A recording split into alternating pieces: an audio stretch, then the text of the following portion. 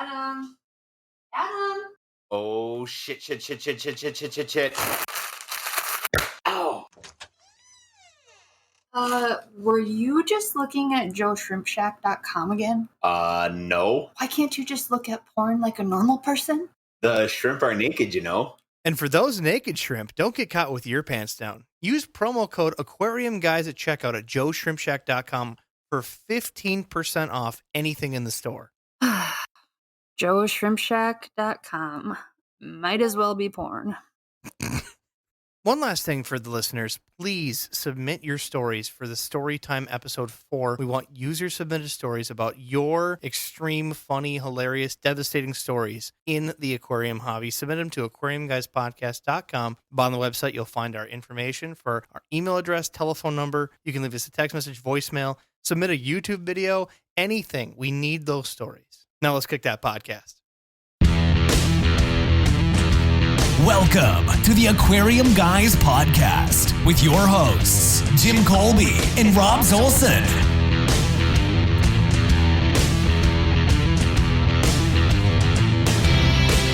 Hey guys, welcome to the podcast. Jimmy, why are you smiling? Why am I smiling? I figured out my problem. A problem I've had for 6 months, and I've got it figured out. Wait, dandruff? No. Oh, okay, continue. And it's not ED either, so don't bring that up. Okay. Adam, shut up. Adam doesn't know what real problems are in life. Yeah, the father of 4. No, this summer I put in my pond, and I was not happy with it because it was not clear all summer long. It wasn't green, it was just muddy. And, when you have one of these problems and you go, I can't figure it out, and then 6 months later you go, God, that was easy. So I figured it out. My wife was cleaning out the closet. She brought down the koi food that we fed them all summer long, which they love. Right. I threw it in their 40-gallon aquarium and came back 2 hours later, and it's the consistency of dark coffee. It was the food the whole time. It was the food the whole time. I just want to shoot myself. So yeah, and so I thought, it can't be the food. So I threw it in a tank full. I gave like 4 or 5 little pellets to. I have a 30-gallon tank full of sailfin mollies, and I threw like 4 or 5 pellets in there. Came in there the other day. I went, "Where are my sailfin mollies?" You can't see 3 inches into the aquarium, and when you come up to the aquarium and you knock, they all come up front going, "Change the water, jerk!" And wow. So this was that high-end pellets that we got when you and I were down in Minneapolis. And I'm just. What brand is that? Oh, it was some crazy stuff. We went to a koi show. It was a. Is that where I gave you the endlers? Yeah, same place. Yeah, and the fish love this food. It smells good, and I every time I went out there, I'd feed it to them like they're chickens, because it's up on my front door. And I changed water 1,000 times last summer, and never did see my fish until I took all the water out and took them out of there. Well, I mean, these people were having their fish in like 40,000-gallon ponds. So I mean, they weren't going to see their fish anyways. They're seeing their fish. They just have multi-$1,000 filtration systems. I've never had any food in my life mess up a tank so bad so quickly. I mean, 15 minutes and you can't see whatever they didn't eat just dissolved into dog poop that just floats throughout the tank. Well, I'm gonna pause you there. I'm Rob Zolson. I'm Jim Colby, and I'm Adam Eldershire. And today we have with us the wonderful crew from Water Colors Aquarium Gallery, a podcast they have, YouTube channel, but again, they are a store in Grand Rapids, Michigan. I'd like to introduce Amy. Go ahead and say hello. Hey, everybody. Ben. How's everybody doing tonight? And Charles. What up? Hey guys, thanks for coming on the podcast. I just want to do that so we have voice association for people. I really do appreciate you coming on. And today's subject is going to be essentially their store. Love talking about ourselves, so it's great. It's gonna be a party for sure. Their store is very interesting business model, and I think more stores should become like theirs. So I can't wait to get an interview with you guys. So we're gonna steal all their good ideas and start a store? I mean, not steal all the good ideas. We're just gonna up the game, raise the bar. Yeah. You know what I mean? And then Go later- for it, guys. We're here to share. It's All right. an open field. If you can pull it off, go for it. Right. Yep, Absolutely. The more They- stores like us, the more stores like us there can be. See, they know how much work it takes, and they're like, "Pfft, bring it. Go ahead. Yeah. Yeah, Listen to our quarantine episode if you want to hear how much work it takes. There you I'm go. doing that again. And then if you guys want to give us your social security numbers on the air too, that'd be great. Yeah. Hey, I got to get financing somewhere for this new store. So Sure. Well, okay, Jimmy, yes. you had a quote unquote, crappy week because of food. We have a lot of responses back from the McRib jokes, and they're just concerned on how much weight you've gained over the season. Oh, they can all suck it. All right, so I'm let's. curious as to how much weight the fish gained. Yes, right.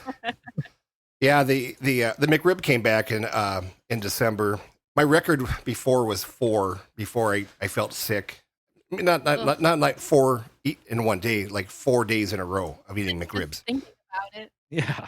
And I made it three, so I must be getting older. I only made it 3 days this time before I had bathroom issues. I think Issues. issues in the bathroom, yeah. Yeah. And it wasn't. Aw. And we're just proud of you, Jimmy. That's all. From a McRib. That's shocking. We're not even sure what's in a McRib. And There are better ways to make yourself sick. You know that, right? tequila is one of my favorites.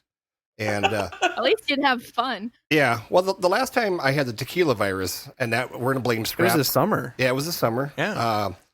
Scrap came up from Ohio, our editor, and our friend Dab, and we had a little bit of a party in my basement, but we were all 6 feet away. Yeah, you quarantined yourself due to the tequila virus. You said the next day. It was about a day and a half, yeah. Nice.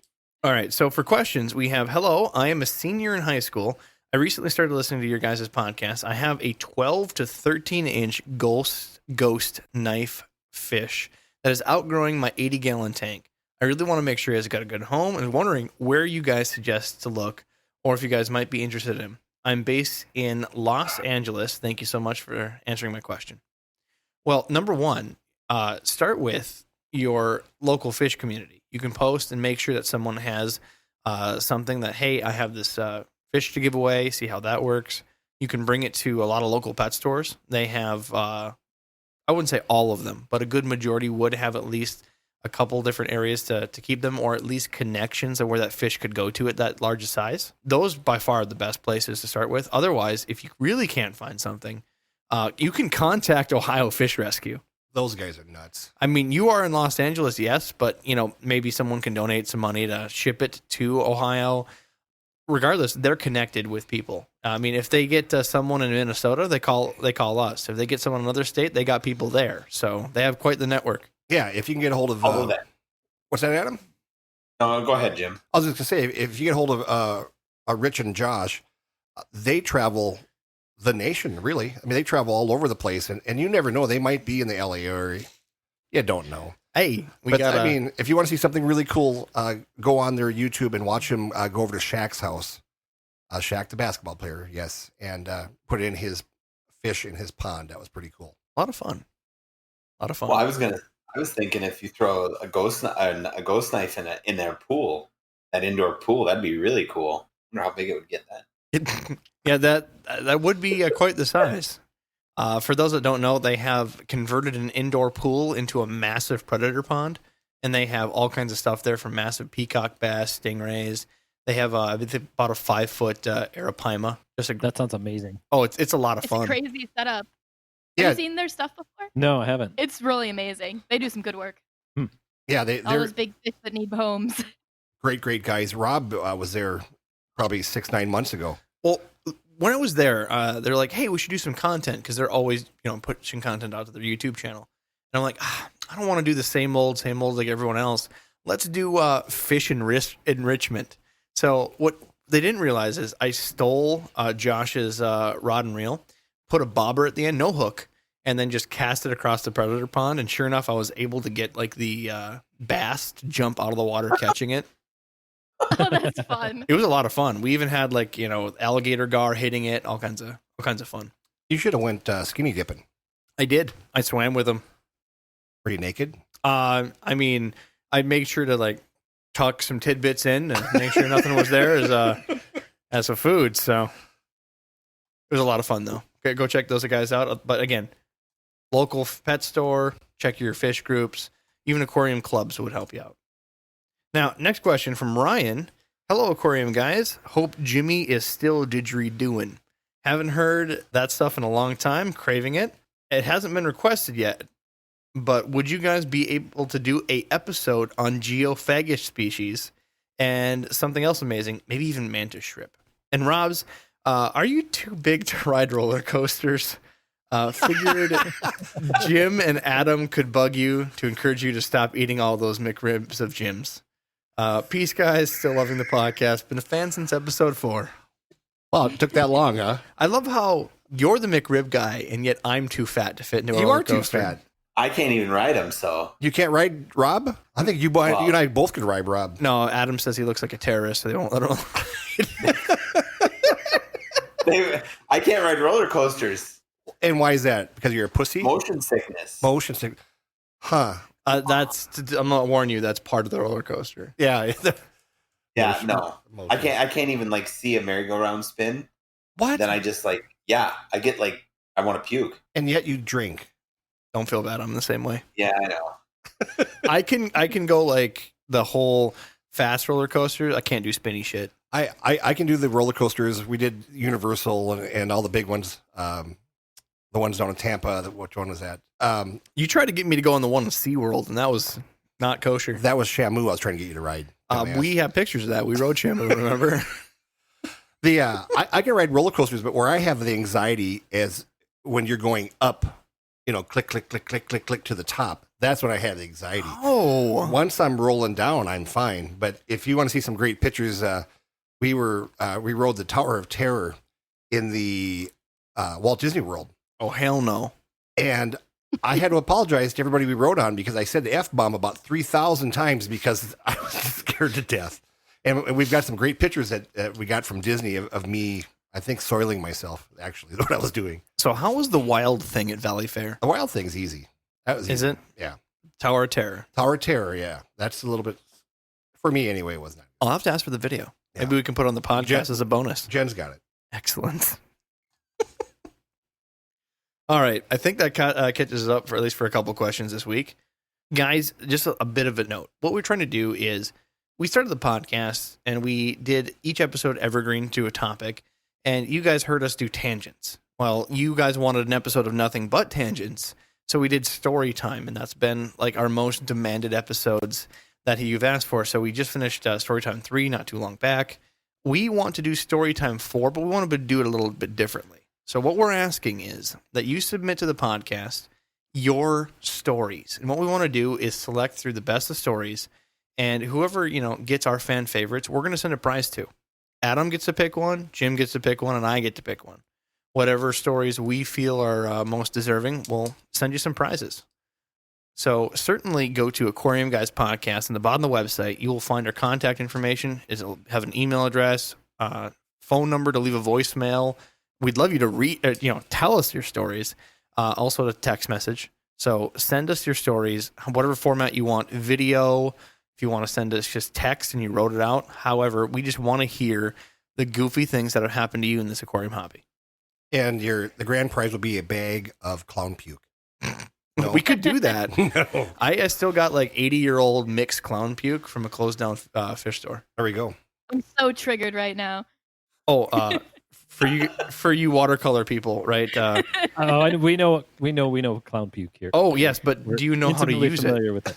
If you have your friend, right, and you want to prank him, you just grab one little pinch of clown puke and throw it in his scape, and just see what happens. Just one pinch. Or I could give you some of this koi That's food. a good way to lose a friend. Yeah, I was like, that's not a prank. That's an ending of a relationship. That's how you get cut off from my life forever. So this is how Amy cuts people off. All right, now we know. Clown puke Clown puke. is the herpes of aquarium supplies. It is. And No doubt. It shows up everywhere unexpectly. I think I have a new. Every time I come over to Rob's house, I'm going to drop 2 koi pellets in his aquarium. Oh, that's the new one. And I'm going to do this every 3rd day or so. And just do it. And eventually. Declaration of war. Yeah. And all of a sudden, his fish will be swimming in coffee and he'll be going, "What's going on? I'm losing my mind." It'll literally be less invasive than if you just took a dump in my aquarium. Speaking, I just want to know how much food you were putting into that koi pond. Right? You know, typically, if they eat it, it doesn't discolor the water. Yeah, Jimmy.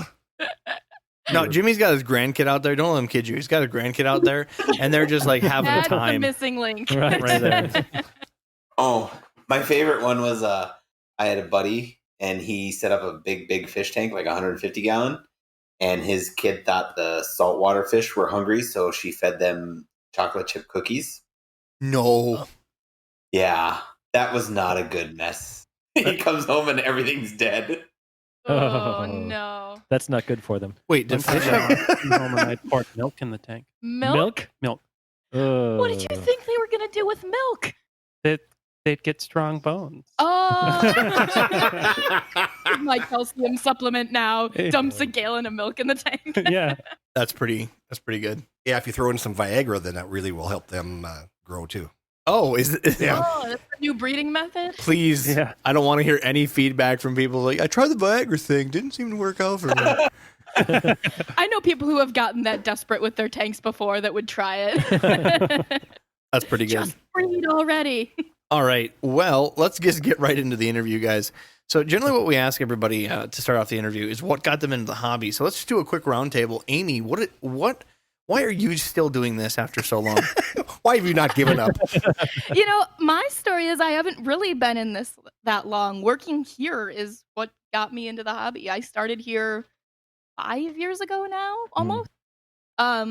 Having just worked in a chain pet store and kept a betta tank for a year or so.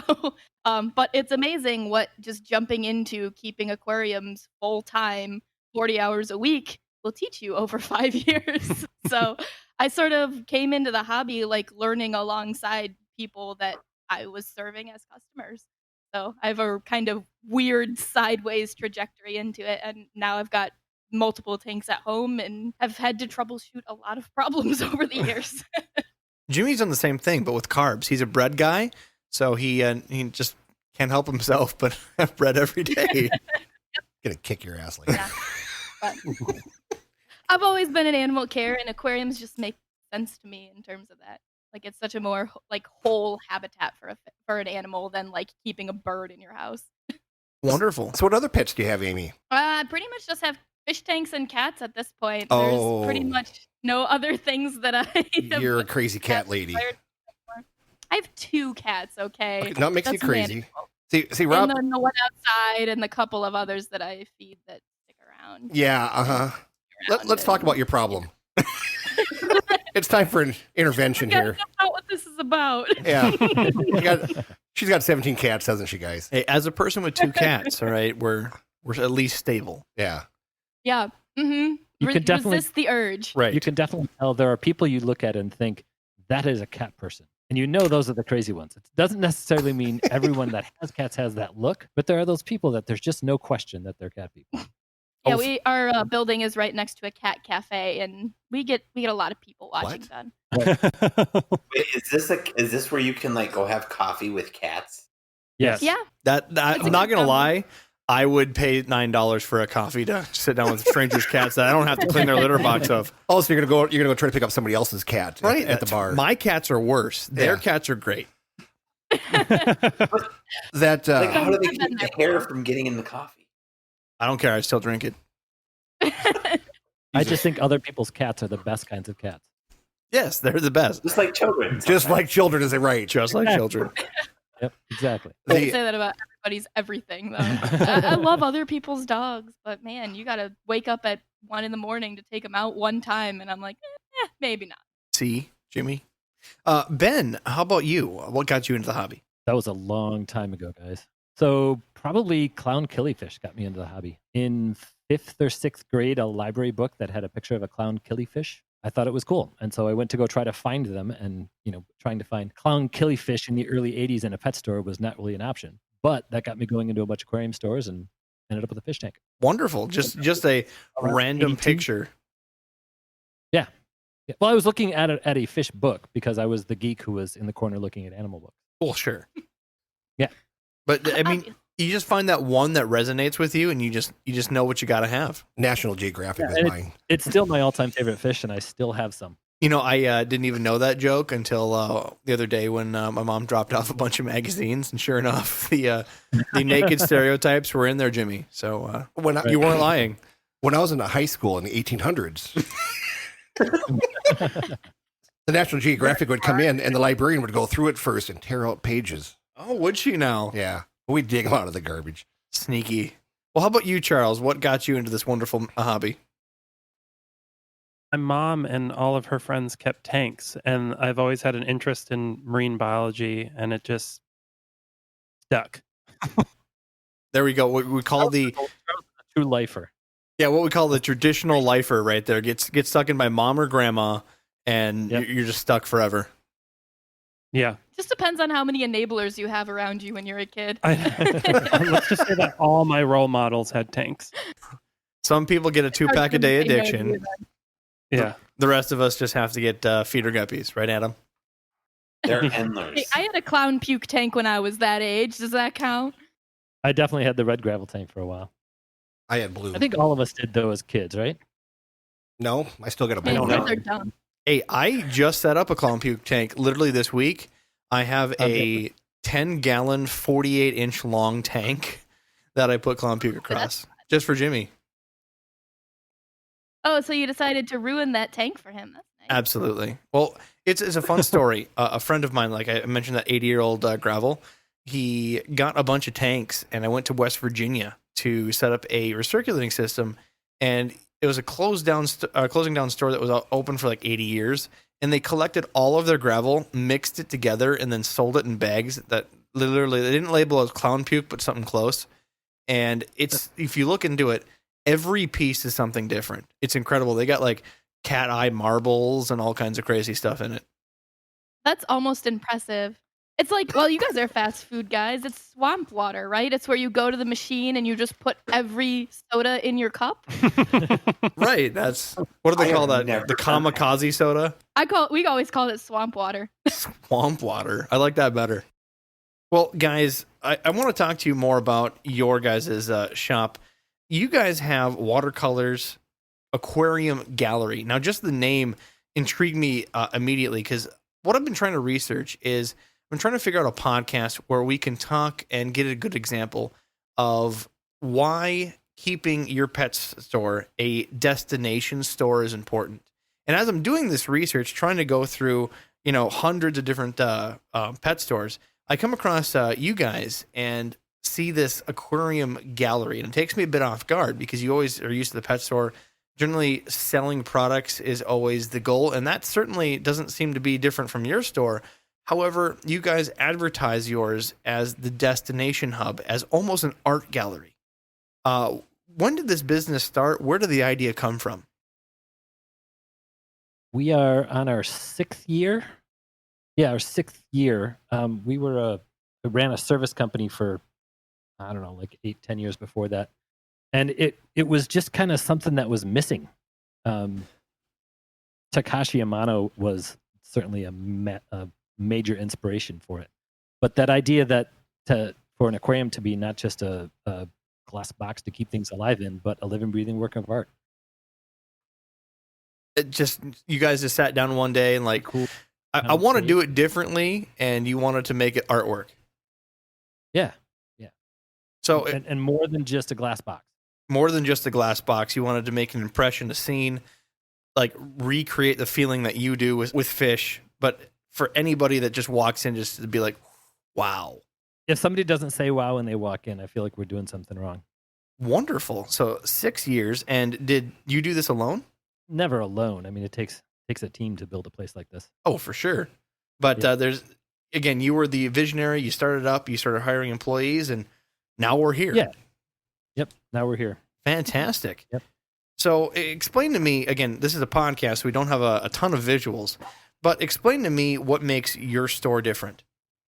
How would you describe it? So, the store is not geared around here's a bunch of products that lie around, but it's about we have probably 15 different displays that show what an aquarium can be, and then we keep only the products that we know we would use in those displays. We'd use in that setup. We have our stands are not stock. marine land stands, although we do have those sometimes. But our stands are made by a local woodworker who's more of an artist than just a furniture builder. Yeah, and we aim to inspire with everything that we do. Even our display tanks, or not our display tanks, but the tanks that we sell out of, those are all aquascape. Those are all done with design and intent. I like to tell people that our retail space are exhibits that they can take home if they want to. Yeah. It's so important, like, for people to understand what the finished product is supposed to be. I don't feel like traditional aquarium stores do a good job at selling aquarium. Like, why would I want that? Like, bare thing with fish that look miserable and no decor and no eye towards like the actual aesthetics of the thing. If you don't know you want an aquarium and you walk into a blue box tank aquarium store, why would you want that? Like, that's how I feel about it. Yeah. Where's the inspiration going to come from? Yeah. And how are they going to know? How is somebody going to know how to do it right? The amount of times we have people come into the store saying, "I want some of those kissing fish and some of those blue neon ones, and I want to put them together." And how do they know unless there's something to inspire to ask questions about? Certainly. Instead of just scooping stuff out and putting it in a tank for them. So again, I'm going off of your website, YouTube videos, and it looks like that you guys are not traditional. So let's just paint for the listeners how most mom and pop stores like to do certain systems. Number one, they like to do different Mars units. Now, the Mars unit is explained as essentially a multi-tank system all recirculating together. And when they made these things, they never thought, how can we make this electric efficient? And didn't go with that at all. So most of these Mars units, like even like retired ones you used to get from like department stores, Walmart when they shut down, they weren't really made to focus on energy efficiency. Their lighting was terrible, and there was no way to really shut off aquariums and quarantine it all. So that's one way to capture it. Otherwise, a lot of mom and pop stores do just independent tanks with undergravel filter systems. And again, everything is, if they have an undergravel filter system, great, or it's just bare bottom tanks. In their eyes, the less maintenance, the more money they can do. And something is lost in there. So when you guys set up a tank, you guys said that you guys have fantastic stands. Are these tanks all independent or somehow still recirculating? No, they're all independent. So I built the stands. Most of our tanks are 40 breeders, although I guess now we have a wall of 20s too. Mm-hmm. But they're all independent. They are running with air, so either undergravel filters or sponge filters, but they are all filtered. They're water changed every week. Yeah. So yeah, independent. That's the short answer. We spend way too much time and energy quarantining every single fish to put them in connected systems and get them all sick again. Right. Oh, for sure. So we take the philosophy that if you can do it in mass and you can do it as cheaply as possible and have 20, 30, sometimes 40% loss, or you can spend a whole bunch of money and a whole bunch of time making sure that absolutely every single fish that goes out is perfect and have 2 or 3% loss. And that money seems to be a wash. Explain that idea, because again, going in these pet stores, they refer to this as shrink. It's common to hear in grocery stores, especially if you work in a meat market. There's always shrink that they acquire for. So if you buy something at $2 a pound, they sell it to you for $8 a pound. They're understanding that they're not making that full gap, that some of it is cut and lost to shrink, either going expiring for expiration date, cut off because it's chunky pieces that they still had to pay the weight for. And they just, equate 20% of everything is going to be gone, and we have to make up for that difference and either jack up prices or keep our costs low overall. So you guys take that whole approach a bit differently, and you even mentioned, check out your quarantine episode. What does that look like for your business? Every saltwater fish goes through a full 4-week quarantine process. 4 weeks? 4 weeks. I just want to make sure I heard that correctly. Four total weeks. I don't even quarantine for COVID for that. Properly. Yeah. Yeah. So I'm the one that runs the quarantine department. That gives me the ability to run them through a cycle of hyposaline and 2 cycles of copper treatment. Okay, I need a tea time here. There's a quarantine department. Did I get that right? Yeah. Our basement. Yeah. So the store is 2,400 square feet of retail, and the basement is the same size. And there's about 4 times as many tanks in the basement as there are upstairs. And 80% of the space down there is devoted to quarantine. So it's basically half of our business space is devoted to keeping fish healthy. Yeah. I was glad you used the word shrink because we try to approach it from these are live animals. And to use the word shrink means that we are allowing a certain amount of expendability with these live creatures we're taking the responsibility to take care of. So That's literally the we don't like the vernacular word they use. shrink. Yeah, there's no such thing as an acceptable loss for livestock. Right. Not that we don't lose some. It does happen, of course. But we've always, every single saltwater fish that we lose, we sit down and have a little talk about what did we do? How did we fail? And we keep data on what we have successes with and what we don't, and what does and doesn't work for individual species. Yeah, I think I have like up to 3 years of loss data at this point of like every saltwater fish we've lost in the last 3 years as a data point in our system. Right. Now, is that open to Patreon subscribers for your YouTube channel? The data, so our quarantine episode, actually, when we did our podcast, was a decision that, we spent 4 years, and I don't even want to talk about how much money we spent developing a quarantine process that works in batches.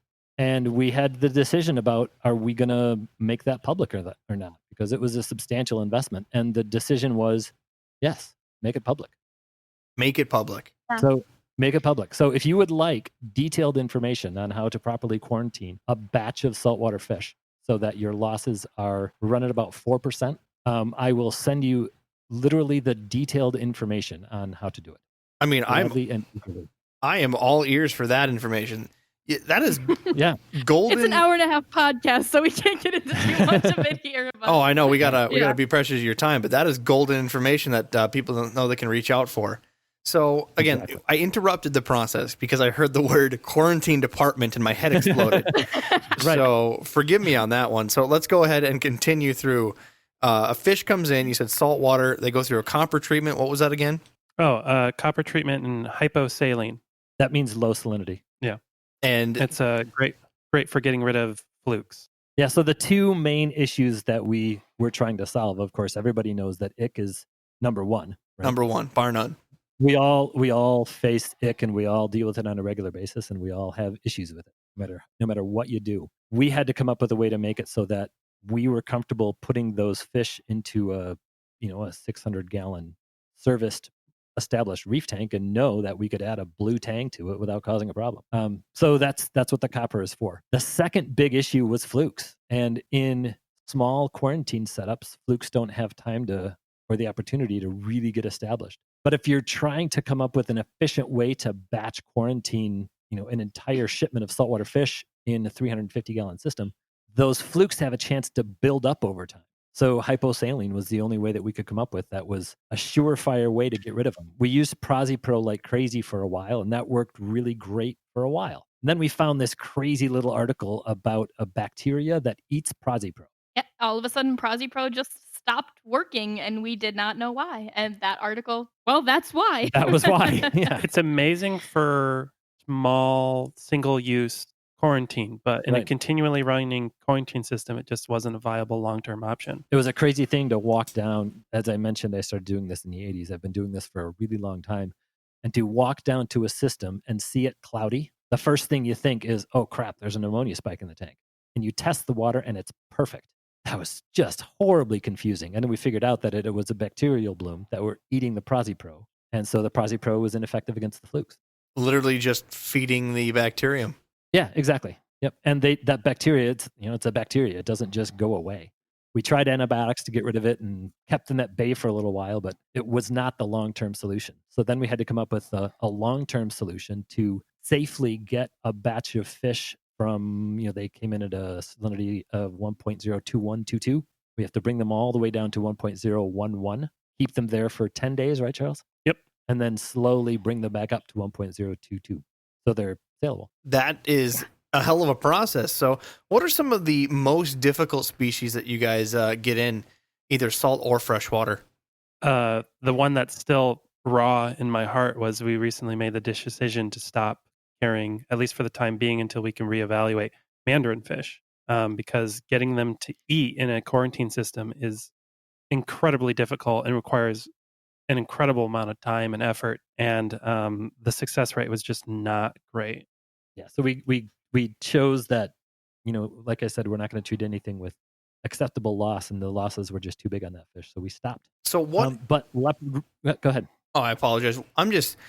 I always go to this idea of shrink, and that's what pet store owners have to do. They're sitting there, they're doing the math, they're trying to see how they can get this to work because accidents happen. So a normal pet store, and again, my listeners are going to be listening to this carefully. On average, in my experience that I've seen pet stores go from, up to 40% can be acceptable in numbers. Jimmy, you wholesale. What do you expect? Like, you've even told me like numbers from these old pet traders that used to say, hey, you get a fish in for 40 cents, right? You sell it for $6. How many fish does it take to make sure your bag breaks even is the goal? And that's like, I guess it makes sense, but it hurts your brain, and there's your acceptable shrink. So, compared to like a 40% store, which that's still not great, mind you, that's just what they're doing to cover their rear. What type of failure rates do you guys get? Not that you accept it, but that do happen on occasion. Per shipment, our success rate is usually roughly 90%. I would say that's average. If we get a small shipment, it could be higher, but we expect 90 or above. Jimmy, when's the last time that you've called a wholesaler and just, I expect 90% on your shipments, eh? Yeah, we're just hoping to get there alive. Let's, Yeah. you guys deal with the same thing I We're do. very picky with who we work with, though, so that makes it way easier. When we work with wholesalers who are willing to work with us, our success rates jump up twice. Right. Yeah. Yep. Yeah, I think the math works out like you're either paying someone to quarantine it or you're paying for losses, and it ends up being a wash. Like, yeah, we don't take returns of dead fish. Like, that just isn't a thing that happens to us very frequently. Like, maybe once or twice a quarter we'll get like hey, this died within the first week, can I replace it? It's not common here. Sure, they can always replace it if they bring out their checkbook. No, we will cover a loss if a loss happens. But what she's saying is that we don't have to. Yeah. Yeah, I mean, we save a lot of money that way. If you're sending home a healthy specimen and you've got a customer that moderately knows what they're doing, they shouldn't have any problem. That it's not rocket science to a point, but to have people that come in and I want a Nemo tank. And then you just roll your eyes and go, here we go. We're going to spend 2 hours educating this person, and they're going to walk out and order something online, and it's going to be a total deficit. I love conversations like that, though, because these are people, those are the lifeblood of the hobby. We need new hobbyists coming in. And so whenever we get that conversation, it becomes framing it in, all right, do you want corals in this tank too? Do you want XYZ? And then from there, you can work with. Most people are very amiable if you approach it in that way, and are like this weekend, I had a couple where they came in and they were asking how to do a pair of clownfish, and I worked out that all they wanted was a pair of clownfish in a fish only and live rock system. And I said, that's very easy to work with. All right, this is what you're going to need. And they're really excited about their tank. People want it to be fun. So if you explain to them, hey, having sick and dying fish isn't fun, they're like, oh yeah, you're right, it's not. Maybe I shouldn't do that. So yeah, we have those 2-hour conversations and we love them. Yeah, it's worth it. It's worth it every time, especially if it's like, you had that question earlier today of that kid with the ghost knife. Yeah. And I'm like, man, I kind of want to talk to that kid because he sounds like he's trying to do the best he can. And maybe he did screw up and he got the wrong fish, but that's okay because he still wants to do it, and that's what's important. When we started this podcast a year and a half ago, 2 years ago, it was kind of our thing is that we wanted just to help educate people, but we wanted to get the young people involved because it's getting to be an old person's hobby. Shut up, Rob. I'm punching the throat. It is. I'm not giggling for the sake of that. But I mean, if you go to your aquarium society, your local one in your town, I mean, you'll see that majority of people there are over 40 years old, and the kids that are there is because their dad had a babysit that night because mom's out bowling or something like that. And I just really... No, you're not wrong. Yeah. I can remember an old Aquarium Fish International, and it's always stuck with me. This was back in 2008, and they had an article that was literally just titled "Our Kids Not Getting in the Hobby," and that's always been on my mind. I need to read that article. I think I have that one. Yeah. In my collection of stuff, magazines. In your archives. Yeah. Well, that when I had my shop, all I did was I just got every book I could find, every magazine I could subscribe to, because there was so much in there. And I mean, we had, the internet was just starting up when I was doing my store, but even then, half the time you'd get, somebody on there that would say, "Oh, this is how you do it," and I'm like, "That'll kill it." And it's just, you're just like, okay. Yeah, the wonderful thing about this So- podcast is everybody shares their secrets. I mean, when I started in the hobby 30 years ago, I went down to Florida to visit all the fish farms, and they wouldn't tell you nothing. I mean, you could ask them all kinds of questions. They'd look at you and go, "Well, I'm not real sure that's, you want to do all this. It's a lot of work." Or it's confidential. Right. And so when we started this podcast, I think our groundbreaking podcast, we had Steve Rubicki on from Angels Plus, and he shared all kinds of information. And then it was the Plico King. We've Jim. had a lot of people in our It was just experience one and- after another. The people have come in and they've shared one or two secrets, and we get emails saying, "Man, that has changed the way I look at things. It changed the way I keep fish." And I'm going to say that, like, my head exploded hearing this quarantine stuff, and I won't let it go. I need more info. So you went 4 weeks with quarantining this fish. You go through a rigorous process of low salinity, copper treatments. Then the fish is A-okay.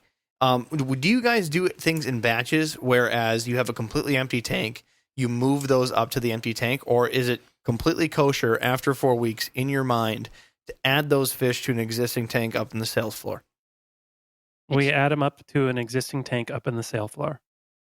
Should be mathematically impossible at that point for them to have any sort of parasite. And by that time, we would expect that any other issues like bacterial infections or something like that would present themselves. 4 weeks is a long time. You usually see pretty much everything.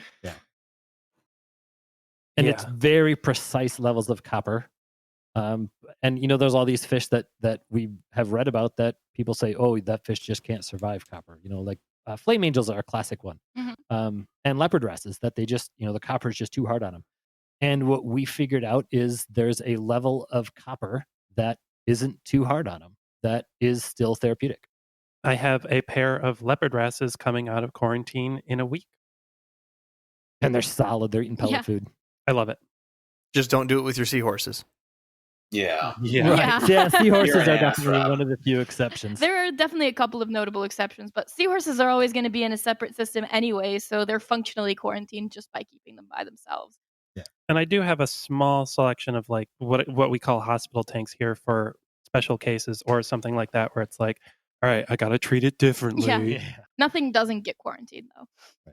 But we definitely figured out there are those fish that people say you shouldn't put through that kind of process, and we just realized they were wrong.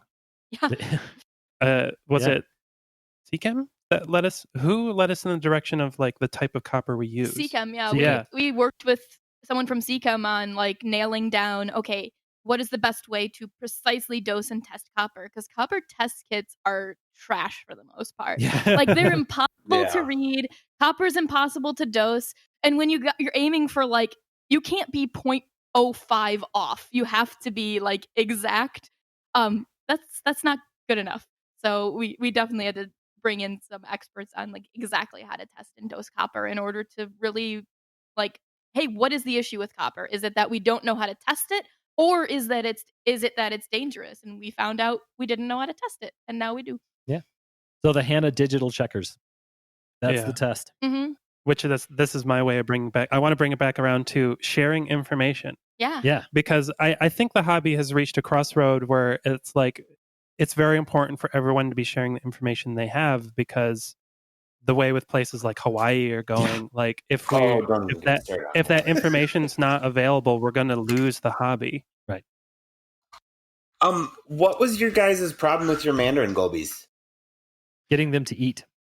Do you want me to tell you the trick that I did when I had my shop? This is share time, Adam. McRibs, right? McRibs. Okay, Yeah. no, it's not McRibs.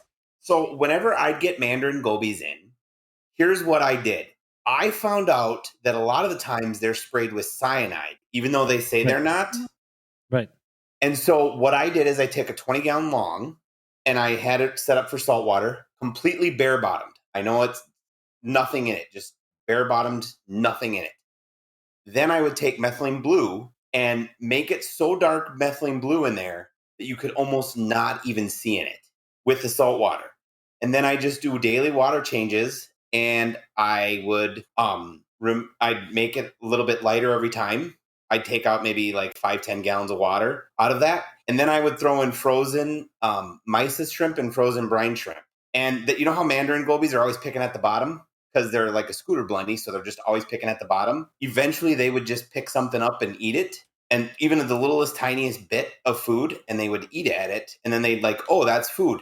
But the methylene blue removes the cyanide out of their system. And I would get mated pairs. Like I would bring them in all the time. I'd have people come in from the cities 4.5 hours away from my mandarin gobies. But if your mandarin gobies, the bellies are sunk in to the point where like the sides, I don't know how to explain it. The sides are touching. I know You're this. almost- Yeah, I know that look you're talking about. Yeah. Yeah, that really pinched in look. They're not going to make it. But if they've got just a little bit of a belly on them even, I've been able to get them. I've only had like 3 die out of, I want to say 20, 25 that I did. But Oh, that's what I did. Oh. And I actually found that trick out from somebody else who told me that you just got to methylene blue the shit out of them. Sorry for So my is language. methylene blue supposed to like absorb the cyanide then? Is It that the idea? removes the cyanide out of their system, and then the water changes remove it out of the water. I don't know how it Yeah. works. Yeah. It's certainly just worth works. trying. Okay. And we've definitely gotten like plenty of individuals through and individuals to eat. It was just that like if it's 1 out of 4 or even if it's 2 out of 4, it wasn't worth it. So that was definitely worth trying. Yeah, we'll give it a shot for sure. I appreciate that. Definitely. You're welcome. Yeah, it was because I like mandarins, and mandarins are hard enough to find as it is. Yeah. And That's why it was so hard for us to make that decision. We all love mandarins. They're here. amazing little fish. I mean, not that we don't care about the fish we don't love, but that's what made it such a hard decision. Like, Yeah. if they were easy, every reef tank would have them, right? Right. Like, Yeah. I would probably have one if they were easy. Yeah. So we're definitely going to keep working on it, but that's one that's real raw right now. Yeah. Like, oh, oh, that was such a tough decision to make. try that methylene blue trick because that Yeah, we'll give it a worked shot for me. sure. And then one of the pairs that I got going, I sold to one of my customers, and they had a 150-gallon tank, and they were spawning every night Oh, in that's their awesome. reef tank. And he just let his corals eat it because he thought that was free food. I'm like, it's mandarin eggs. Yeah, they're pretty tough to raise, but that would be very cool. Yeah, was the that's idea one behind I've it? always thought Yeah, about. It's yeah. one of those saltwater fish that is doable. Like they're not the easiest fish to breed. They're probably a little harder than clownfish, but not. They're that- probably the easiest. Yeah. Talking with Matt Pedersen, Not they're that probably much like harder. the easiest of the pelagic spawners to I work with. know. Yeah. Yeah. Someday. We've had Matt on this Milch. program several times, and he's just a wealth of information. He's He's so cool. he's a secret designer clown, gentleman. Don't ever tell him that, by the way. Yeah, we have a few different people asking different questions in the past about rope fish and potentials of using chemicals like cyanide. And it's more in the hobby than people think when they do rope Touching fish. rope fish? Rope fish. So apparently what they do is they breed these out in different environments, whether it be ponds or otherwise. And instead of taking the time to net and catch, rope fish are extremely difficult to do. They essentially dose the water with cyanide, making them come out of the water and catch them at the top of the surface. How rude is that? Chemicals like cyanide, so there may be other exceptions to this, but the problem is they're showing that a lot of wholesalers will have stunting, long-term effects, outright death before even gets to a box store, and even a lot of places in That's UK just laziness. outright stopped doing rope fish because they couldn't find enough reputable suppliers to keep a stream of to fill the demand that wasn't being dosed in such a method. It's definitely a fish that I remember seeing on lists commonly years ago, and I don't see them very often anymore. Yeah, they're few and Already far in a between because of freaking that. pond. Just spend an extra hour and catch them. Yeah. Who knows? When the wholesalers are getting cents a piece for them, it doesn't feel like they're worthwhile. I'd rather just see the price go up.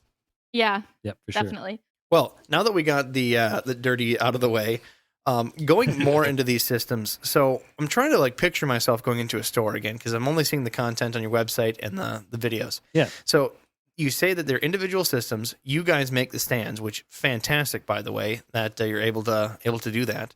And someone can walk in and say, "Hey, this looks great. Can I just buy this whole stand and system as is, and then you guys will go install it?" Is that correct? Yes. That is like the dream. Like, not only do I walk in, I'm like, I like those fish. I like those corals. I just want it all. Just make it happen. Like that's the For sure. shopper's dream. But there must be tanks in your store that are. You said you had a wall of 20s. Now, is that stacked as an individual rack, or do these all have individualized stands you make for them? No, it's a rack stand that I made. So it's sort of like you'd have in a traditional store that had 20s, but the stand's just a little prettier. It's still a stand that holds 9 20-gallon aquariums, but just a little prettier. I'll try to shoot you guys some pictures when I get a sec. Oh, please. I'll look for some. Yeah. That, and I'm definitely going to redirect. For those that are listening, go to Water Colors Aquarium Gallery.com. You'll find the information on their podcast, their YouTube channel, and their wonderful store. And they certainly have quite a bit of content on there. But now, do you guys treat normal day-to-day any different than a pet shop? Is it just, here's our open hours, come anytime, ask us questions, and they walk in, they're expecting something different, but instead they're seeing these fully decked out stands everywhere with these immaculate scapes, and then what, product hidden between them? There's a certain dry goods section, although I guess the dry goods sections are a little intermittent. Yeah. So yeah, dry goods kind of intermittent throughout. A little bit thematically spaced. You know, where there's cool lighting, that's where we have the lighting section. And Yeah, it's like sort of what Ben was saying before. We don't have as much dry goods selection as your average store. We still carry the stuff you need, but we only carry the versions of it that we know we like. So we don't need to carry every filter in its cartridges. We carry the only hang on the backs we carry are aqua clears because we like them, and the only media that we carry are the media for aqua clears because cartridge filters are trash. So Amen to that. they are interspersed regularly, and it's probably smaller than your average dry goods section, but we're still a fully stocked aquarium store. Today I had a conversation of why our liquid fertilizer section is so limited. And I walked through, well, I was forced to spend 3 months testing Grand Rapids tap water and the effects of different lines of fertilizers in Grand Rapids tap water and what it does to different plants. And from that result, we made the decision, these are the fertilizer lines we're going to carry because these are the ones that coalesce best with the water we're working with here. Yeah, what a better as way to do opposed to it. the all-in-one.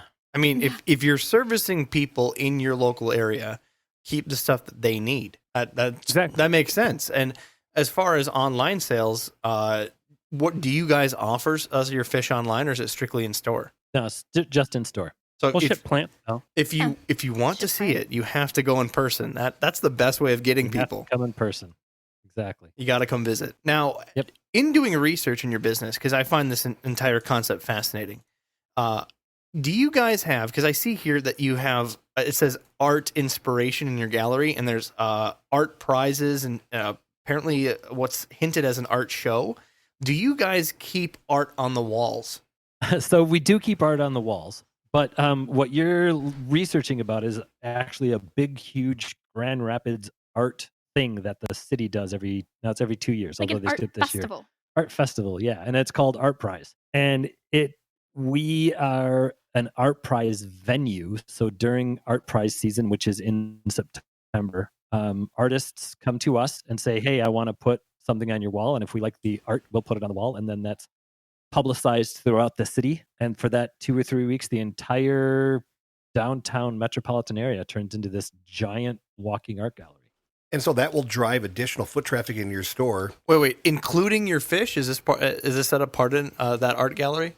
Well, I mean, it's so the building is an old building. It was built in 1923, so it's got 14-foot tall ceilings. So we've got our tanks stacked up to, I don't know, the tops of them are probably at the tallest ones at about 6 feet. So that means there's a whole bunch of space above, so we can put art in that space above the tanks. And again, it's sold there, displayed all week. And then is there auctions, or is it just for competition? It's a big art competition. It's actually the largest art competition in the world. Largest art competition in the world, and you guys happen to Yes. be an aquarium centerpiece of that. Yes. If I that keep telling him we should submit an aquarium one of these years. I think it would make a great art piece. Yeah, I think we had, so our store, actually, we just moved into this store. The store we had before was like 3 blocks away, and it was 1,200 square feet. And at one point, we had 87 people in 1,200 square feet. That's It was a little tight. I was gonna say that's like Yeah, that's no space. interspaced with all the tanks, by the way. With all Yeah. the tanks and all the When we already had about twice as many tanks in that space as like should fit for convenience's sake. So I posted some pictures of the shop in the chat. Just keep in mind that those are not promo pictures. Those are just whatever I had on my phone. So, Oh, that's just for our fun people that want to join us on Discord. yeah, at least you can get an idea of what we look like. Wonderful. And what Charles looks like, because he's in one of the pictures. 'Cause Oh, it's no. from one of our upcoming YouTube videos. The majestic hair and beard go together quite well, sir. Oh, Thank the you. curls, yes. right. So Sorry, I interrupted. no worries. You guys have been doing this now for 6 years. Did you have a store before this, or otherwise? I've heard that some of you have worked in the aquarium hobby in other retail stores. Is that correct? Yes, I started working for a service company in 2006. That guy opened a small retail store. About 2 years later, another guy and I bought him out. That lasted for 5 years, and we split. So we grew a big retail store, had the service company. We split. I took the service company with me and opened Watercolors. Okay, so But- what I'm trying to think of foot traffic, because I've always talked about destination stores. And again, that's what we're going off of here is the destination store and why it pays for them to do it. So we have a wonderful store in our area that we like to pick on called Forest Lake Pets. It's down in southern Minnesota, about 20 minutes north of the metropolitan area.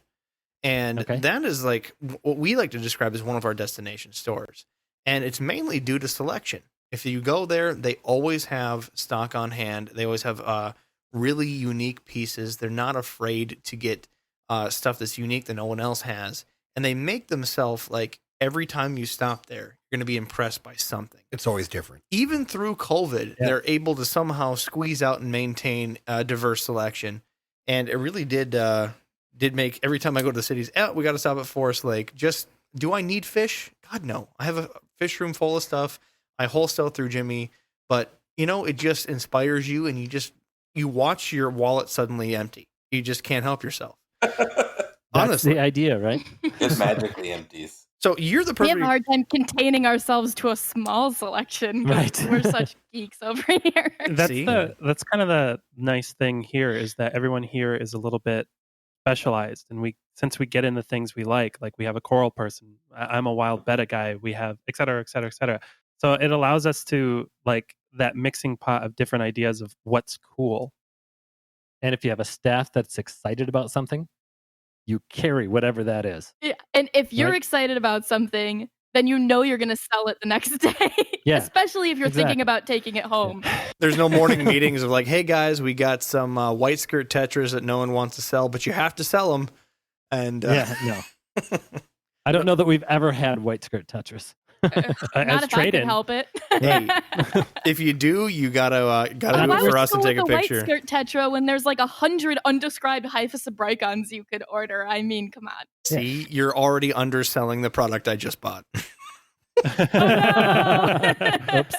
No. So you were in this position where, again, you've had a store in the past. What was traffic like? So after you've established yourself, you're doing this now for 6 years on this watercolors model. What does traffic look like for you as comparison to a traditional store to the gallery that you're doing now, the destination location? Good. I mean, we can. I feel do like it you're a all. numbers guy. It's always growing. So I mentioned I work in the quarantine department, and most of my work is downstairs. But on the weekend, I'm the only manager. So the thing that has become, as the company has grown, that has become much more apparent to me is how much less time I have downstairs. Yeah. We have a service company, and that's been bread and butter to allow us to do things our way. And when you do things our way, and what we of course would cockily say the right way, then you God, You- we're snobs. we kind of are. Hey, Yeah. this is the Well, time where you guys get to that. toot your own horn. We're giving you the platform to do this. Right. Yeah. And so if we're doing it right, and that becomes viral, that people catch on to that and want more of that. And it grows by itself. Confidence is contagious. Yeah. So I we had someone come in over the weekend because they read a review that we wouldn't sell people a pleco into a bowl. Yes, Yeah. our bad reviews are our best advertising. We love bad reviews. Yep. So again, I have plenty of people that are starting new stores, thinking about doing on stores. Maybe they want to convert that online hobby into something local that they do a couple days a week, and they're trying to listen in. They talk to these mom and pop shops, and they want numbers. So I hate to do this to you, but what would you say is a difference between your store and a competitor's, or what you guys used to do as far as traffic? Is it 20% more, 15% more? So the store that I used to have was 4,200 square feet. It was just this massive behemoth, and we had everything from red gravel to white skirt tetras and all of it. And we're specialized now, so our numbers are of course less than they were. We're only at 2,400 square feet instead of 4,400. So at half the size, going with a percentage of traffic or percentage of amount of people, it's hard to quantify that. Well, I think the way to quantify it is, you just stated it there. You were double the amount of square feet. You had more stock options.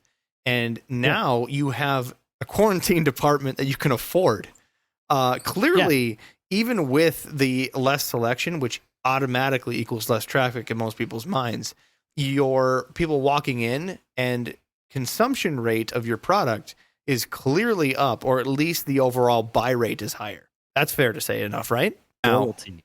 Go. Yes, and customer loyalty is huge. Our watercolors customers they keep coming back. They don't want to buy their stuff somewhere else. As soon as you get that, well, if you ever have had ick in a tank, which who hasn't, and you can go somewhere and buy stuff and know you're not going to have to worry about that, it makes you pretty loyal. It's hard for people to convince themselves to go other places if they haven't gotten it here. Right. And I also think that the model that we're trying to project is one that's for long-term hobbyists. So how many people are really going to have a red gravel clown puke pirate ship tank in their house long-term? But if you've got this beautiful planted aquarium and the plants are growing, that's dynamic. And the fish are doing well, that keeps you interested. That keeps you in the hobby a lot longer. Keeps you going to the fish store a lot more. Yeah, success. We're not looking for one-time purchases here. We want people to be here their entire lives. Yeah. Yeah, you give people a little success and they continue to keep coming back. And I just want to talk about, we were talking about percentage, like you're saying you keep 90% of your fish alive. That is absolutely huge. I haven't heard of that before, honestly. And That's how it should be, guys. Yeah, I've been in the business for a long time, and people always talk about, I marked this up 30%, I marked this up 40%, but 30% of 50 cents versus 30% of $12 is a huge difference, and we call it penny profit. And you can't take percent to the bank and make that deposit, but you can take your penny profit to the bank, make that deposit, and if you're making good money on a fish that you didn't lose, then all of a sudden your success ratio just goes way to the ceiling. Is your middle name Skromensky? I'm just kind of Skromensky. Yeah. I am Scrooge McDuck. Oh, okay. Good to know. I mean, it's but it seems like the math doesn't add up because our markup isn't significantly higher than standard industry markup. We run the same amount of staff as I'd say most stores do, although they're more dedicated. Yeah. If you don't kill 40% of your inventory, you have 40% more fish to sell. And one of the things I always have to be conscious of is that, since I'm spending weeks with a fish in quarantine, I more or less am thinking ahead of what I'm selling upstairs. Like in my head upstairs, in effect, fish may be there longer or shorter, but I only have quote unquote a week's worth of fish upstairs at a given time, whereas I have 4 weeks of fish downstairs. Yeah. Is it hard to stay ahead of the 8 ball when Christmas comes? Yeah, I mean, you've got all of a sudden you have a run on a particular fish because aquarium fish hobbyists or Amazonas run an article on it, and all of a sudden that demand goes way up. Does that just frustrate you guys at night when you're laying in bed thinking all of a sudden we're gonna have such a run on these fish and I've only got a week's supply? It's that golden frustration, though. It means I'm gonna sell a whole bunch more of something. Yeah. Keeping up with that can be a little frustrating, but the fact that people are gonna come in and buy more. There was that's the a fun couple part. of months this year where Chili Rasboras had a 3-week lead time, but hey, Yeah. we're the only store in town that can keep them successfully, and sorry, you're going to have to wait 3 weeks. And plenty of people did. Yeah. Now, A lot of people did. do you keep waiting lists, or do you just Yes, we do. So first come, And we first also serve. have, Take like, your a number in special line. request list. Wonderful. So it's like today I had a call for, I would like a blue spotted jawfish. And I said, sure, I'll put it on the list. When I can get it in, I'll put it through quarantine and I'll call you when it's ready to go. Yeah. With the knowledge that people know that they're going to have to wait at least 4 to 6 weeks for that fish. And if it's not going to kill your entire reef tank, that's probably worth waiting for. And Exactly. a lot of people look at it as and that's the thing that it's like when I first started working here, I was genuinely shocked that people accepted this mindset of that gives me time to get my tank ready for that individual. Right. And that like that openness to that idea was so reassuring. You just expect people to give you a hard time, but like when you explain why we do what we do, there's not as much pushback as you'd think. There are definitely going to be those people who are like, well, fine, I'm going to go down the street to the grocery store. And you're like, great, well, then my fish are safe. I didn't spend a month getting that through quarantine just for it to die. You'd start to take it personally when you've kept those fish with you for a while. The idea that like you get attached to these fish, and what's really nice to it is that people will ask, so what's the personality of this fish? And like every once in a while I'll have multiple individuals of the same species, and depending on the person, because we do have that loyal customer base, I'll be able to be like, okay, this leopard wrasse is going to destroy your tank. Yeah. But this one will fit in just fine because this one over here is a jerk. Yeah. But he will definitely not get along with your chorus wrasse or something like that. And like the ability to do that is just makes you fairly adaptable and to the individual that's trying to purchase a fish. So if you got a customer that you really don't like, you sell that jerk fish to him then? No, because I have a soft spot for the jerk fish. Like I'm a maroon clownfish apologist. I love them so much.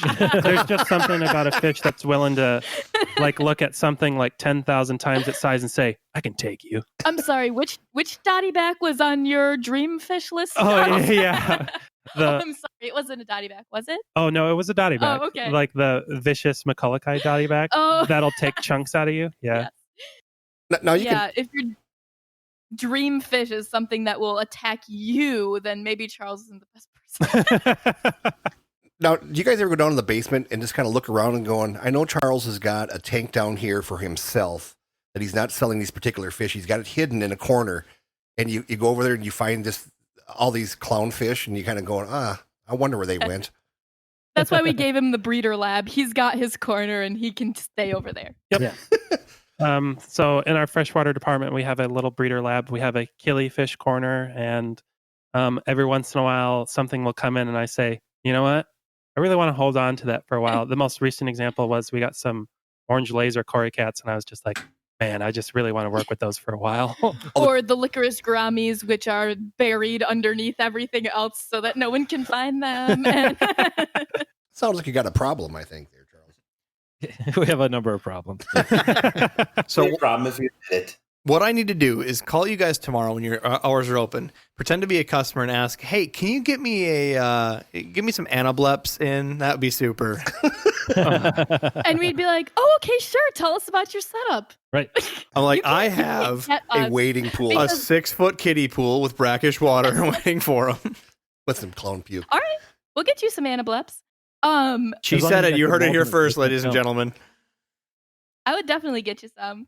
But you can't really phase us with questions like that because I got what I think was a prank call the other week, which was somebody called me and told me their fish was drowning. And like, I didn't even react as if that was something unusual. I just like started troubleshooting it. Like, okay, so what's it doing? What does it look like? What type of fish is it? Did you get it here? And the people just kept going, no, I don't think you understand. My fish is drowning. I'm like, it might look like that, but that's probably not. I didn't realize until I hung up that these people were screwing with me. Like, it's just, you just take it seriously. Like, I don't know. I just love the A lot of whole. weird stuff.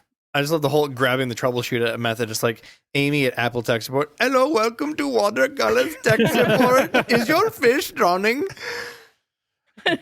Hey, Amy, is your refrigerator running? Oh, you better go catch it.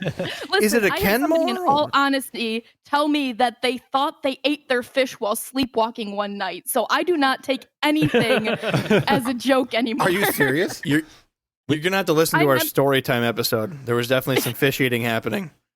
Yeah, she was 100% serious. She said she dreamt that she ate something disgusting, and the next day her angelfish was gone. You asked her if she had bones in her mouth? I didn't know what to say, honestly. I'm like, okay. And she left, and I turned to the coworker that was next to me, and I'm like, but wait, did she really just say that she ate her fish? Yeah, a lot of crazy cat people out there. So, quick repeat story from one of our prior story time episodes. Which one is this now? I think it was story time 1 or 2. I can't Don't remember offend which. anybody. Don't know offending anybody. I got a customer because again, you guys do service calls. You know how it goes. They call for every little thing, and they're calling. Oh, half of my fish are gone. Like half. There's no way it's gonna be half. I mean, you have a pretty large tank. I can't remember what it was, like 75 gallons, something like that. You have a pretty large tank, and it's a bunch of small fish. I mean, if a couple fish die here and there, you're probably not going to find the carcass. It's going to be eaten by another fish. They're going to decay, or you're just not going to see it as they decay. Oh, no. You understand. Half of my fish are gone. What? Go over there, not a scrap, nothing in the filter, nothing anywhere. So check to see if she had cats. She had no cats. All she had was like a toy dog in a bag, one of those ladies. And put up a camera and caught her kids partying and scooping fish out and kicking them back, like literally swallowing them back. And they did go through half of her tank in a night. Little goldfish swallowing. Yeah, they were. I'm just lucky they didn't get the Sedontus. That used to be really popular back in the 50s. I mean, they would have goldfish swallowing contests where, We're seeing some like hand to face there, Jimmy. You got to be nice to our guests. No. Have you not heard of that? Back in the 50s, that was very popular. I'm just thinking it's better than a lime as a chaser. Absolutely. Good one. No, in Minnesota, we have some Probably bait better places. than keeping them in a 10-gallon tank, so I don't even know what to say at this point. They do some bait places up here, and they do minnow shots. Yep. That's a pretty common tradition. Out of bait tanks? Like, okay, fine, eat the minnows, but out of those nasty systems? 100%. 100%. They do that at the high want schools. to eat a fish lice? That's Not why a lot to do when they're ice fishing. That's why they do it in Yegg and other things like that. Jägermeister. But these are your Minnesota stories, guys. I don't know if I want to hear these. Hey, Oh no, I've gotten into some shenanigans while ice fishing. This is not the time and place, but let's just say things happen. even Mike Rowe was on Gosh, a bunch of hicks. Dirty Jobs frying up leeches. And that was over in Detroit Lakes, 20 miles from us. Yeah. Mike Rowe has done 3 or 4 shows in our area in the last few years and stuff. But, as long as we're talking about eating something disgusting, let's talk about Rocky Mountain oysters. No. Oysters. Rocky Mountain oysters. Rocky Mountain oysters. Rocky Mountain. They call it the Oh. Testicle Festival. And you can go to the local pubs out here, and they'll have castrated testicles from either cows or pigs, and they'll deep fry them for you and then give you beer. And then usually about 6 or 7 beers in, somebody will say, "Oh, I'll give you $100 to eat one of those raw." And you're looking at the guy who made $300 one night. I think now the Minnesota Board of Vacation and Tourism is going to come and beat you with a stick. I don't care. I made $300. Yeah, this is about what I expected out of Minnesota. Is there anything else to do there? Oh, no. We have a lot to do. Well, there is. You have to find your own entertainment. Okay. Yeah. we could take all our free time and then have our football team practice, but what for? Yeah. And there is other things to do, but this is a family podcast. That's right. So, Yeah, I think you're talking about the most wholesome things you could do. there you go. I'm gonna make a snowman. So in a gallery setting like that you guys have, how do you address children's tanks? Because again, you're making all of these beautiful, breathtaking scapes with natural elements, corals. How do you deal with kids that come in and cater to some of that audience? Bright green plants and platies are great for kids. So We try to cater to every level of the hobby. And children are for me anyways, some of the most fun customers to work with because it's amazing how enthusiastic they can get. And I'll have these moments where I was like, wow, I haven't been excited about this particular thing in like 15 years.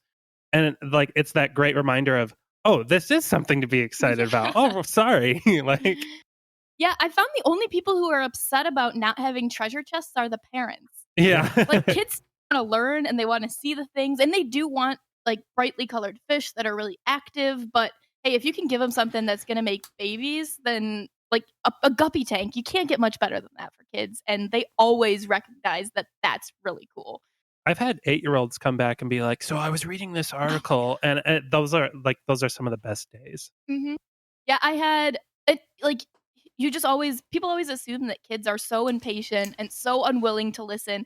Like I had a 10-year-old and a 12-year-old come and look at our African cichlid section and be like, you know what? I've got one of these. I really don't want them to fight. I'm going to come back another day. And I'm like they can make those sorts of decisions. You just got to give them the platform to like have all the information and they usually make the right choices. Sometimes, I mean, if they want to get a Princess Castle, whatever, go to a chain store, but we'll tell you why what we do is better and they understand that. So you said bright green plants, platies, fun wag style fish. What other things do you do? Because I see people that try to get more natural scapes. I see people having fun with the coconut shells. Is there anything that you do that's like creative where you're trying to like raise the bar as far as accessories? Because I'm trying to like put myself in some of my local stores, right? You go in and some of them have expanded the plastics just for kids. Like they purposely have the puke neons. They have these glowing accessories, every type of accessory you can imagine. And it's like you're going down a toy aisle. You're seeing all of these SpongeBob SquarePants huts and literally all the way down to they're trying to make like aquarium safe Lego accessories. That's just so they're recreating play spaces for their fish, which is not necessarily what's intended. So is there anything special that you guys try to like go above and beyond on a natural scape that's just intended for the more fun details? Or is it just centric around making a beautiful scape that is more kid-centric, such as platies? I think that Amy pegged it, that those pink castles and things like that, that it's the parents that want that stuff. When a kid walks in and he sees a beautiful tank, he sees that or she sees that just the same way that we would. Put a couple of brightly colored fish in there and that gets their attention, or show them that there's a baby fish in a tank and that gets their attention in a much better long-term way than a Lego or SpongeBob thing will. Yeah, I've never felt like we needed to reinvent the wheel there. An aquarium is cool just by being an aquarium, and the people who are here understand that too. I think one of our more recent quote unquote crusades has been that we've been trying to bill killifish as an alternative to bettas in a small aquarium. There are dozens of killifish that you could keep a pair of in and work with. And I'm still shocked at how open people are to that idea that like there's this alternative to this like industry staple that is like, it's so, I don't know how to describe it because like I'm always shocked when we try a new idea and everyone is like, yeah, okay. Like, how does that work? That's fantastic. We just had a gentleman talking about killifish in the podcast, and it just hurts my brain. You're seeing, I'm going to call it out, the most beautiful colorations in the freshwater kingdom in killifish species, without bar none. And most of them are unheard of. You don't see them in the trade. Some of them you can only get in auctions. And it's not because of necessarily quantity. It's because it's just intimidating for pet stores for some reason to give them a try. It's like they have a bad... Like to be wrong. Right, they have like a bad PR agent. Like I don't understand why people aren't getting into it more. And you guys are doing the Lord's work there for sure. The Lord's work. You hear a lot about the like, they only live a year. Like if people know about them, that's what they think. If they don't know about them, they think they look difficult. And neither of those things are true. Yeah, I'm sitting on Gardner eye species, and they said, 4 months. That's all we've had them in captivity here before. 4 months. I'm sitting on, year and a half, Jimmy? Easy. so far, and that I got them as an adult. So who knows how long they've been sitting out there? They should make it 5 years easy. That's You got that's any what I'm fry out of saying. them yet? One more time. You got any fry out of them yet? Oh, I just got males. That's all I got. Okay. Still fun. Sorry, I'll have to call you guys to display, I ship. get it. You guys can hook me up with some females. Yep, you Yeah. bet, for sure. I could hook you all up with some females. Oh, so Don't make promises you can't keep. what I want to do is I want to be an old man curmudgeon, right? Just I'm gonna play a role here because I've heard a lot of stuff from a lot of mom and pop pet store owners, and number one, I'm just gonna go down the list. Stocking, right? Yeah. Stocking. They feel like they should have only bread and butter stock. That's what they believe that people will sell. It's proven to be the easiest, and they don't want to go out of their comfort zone because the comfort zone can lead to a lot of confusion. They don't want to have to educate the customer. And again, it's another thing that they have to specialize food and care with, and they feel like their overall margins will decrease because of it. So immediately blown out of proportion. Yes, you guys have less stock than you did before, but you guys, again, do what you believe in because you know that person on the sales floor is going to do a home run with it. You know that if they understand it, you have success with it, that's going to be contagious and move on to the customer. So if you're excited, they're excited, myth blown out of the water. Fair enough to say? Yeah, and definitely. And white skirt tetras weren't bread and butter fish 50, 60 years ago, right? So there's lots of fish that should be bread and butter fish, that should be super common in the hobby, that are amazing and easy, just as easy as white skirt tetras, but nobody tries them. So try them and make them bread and butter. Or like we may not have as many fish as many stores, but we do offer maybe more choices when it comes to specializing in certain things. Like at any given time, we have like a dozen killifish in the store. We have 6 species of corycats right now. We have several species of wild betta, et Probably cetera, et at cetera. least 6 species of apistogramma. It goes on and on. So it's more about keeping fewer, like a lower quantity of more species. And I've sold apistogramma to newcomers to the hobby. Just because they don't know what they are doesn't mean they don't want them if you explain it to them. Somebody comes in looking for, hey, do you have those ram fish? Well, we do have rams, but to fit the same spot in your fish tank, we have apistos. And